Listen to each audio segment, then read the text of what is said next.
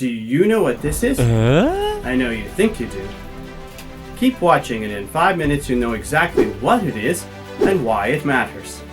It was the dawn of the 20th century, and Darwinian evolution and Marxism were spreading through academia like ideological bubonic plagues. Higher critics declared that the Bible was a collection of myths, and the nation of Israel non-existent before the 5th century BCE.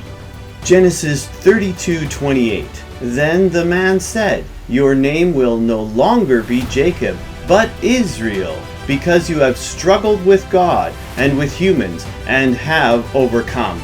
According to higher critics, this verse was just a mythological origin story for the nation of Israel and had nothing to do with real history.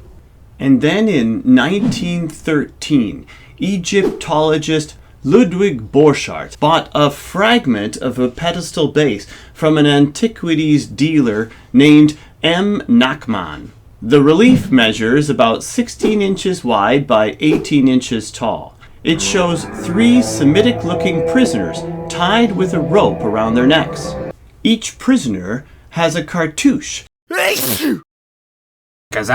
with the name of his country on it. The first cartouche has the phonetic symbols for ISQLN, which may refer to Ashkelon. The middle cartouche has the phonetic symbols for KYKNW, referring most likely to Canaan. And the third cartouche has the letters ISIR, but is partially broken off. In 2001, Manfred Gorg proposed that the missing mark was a symbol for a vulture, which represented Aleph. Gorg suggested that the word would then read Israel, as Ashkelon, Canaan, and Israel were all nations within the Levant, and subject to Egyptian raids.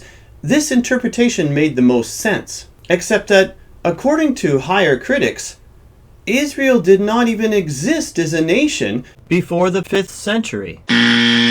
Based on the writing style, the Berlin Pedestal dates to the 18th dynasty of Egypt in the time period 1550 to 1292 BC. Keep in mind, the most likely date for Israel's exodus from Egypt was 1446 BC. The conquest of the Promised Land was largely completed by 1367 BC. So the date of 14th century BC fits well with biblical chronology. But even if one argues for an earlier pharaoh like Horemheb, dating to 1319 to 1292 BC, or Ramses II, 1279 to 1213 BC, the Berlin Pedestal is still evidence that Israel existed almost 1,000 years before the 5th century BC,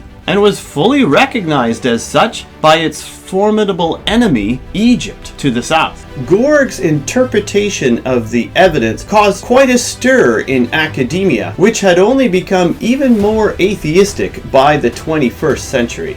Ephesians 6:12, "For we wrestle not against flesh and blood, but against principalities, against powers, against the rulers of the darkness of this world, against spiritual wickedness in high places." And yet, the Berlin Pedestal is not the only reference to Israel before the 5th century BC. The Shalmaneser stele dating to 827 BC, the Moabite stone dating to 840 BC, and the Merneptah stele dating to 1208 BC all make reference to Israel as a nation. But dating to the 14th century BC, the Berlin Pedestal is definitely the oldest, and that's why it matters. So what is it? The Berlin Pedestal.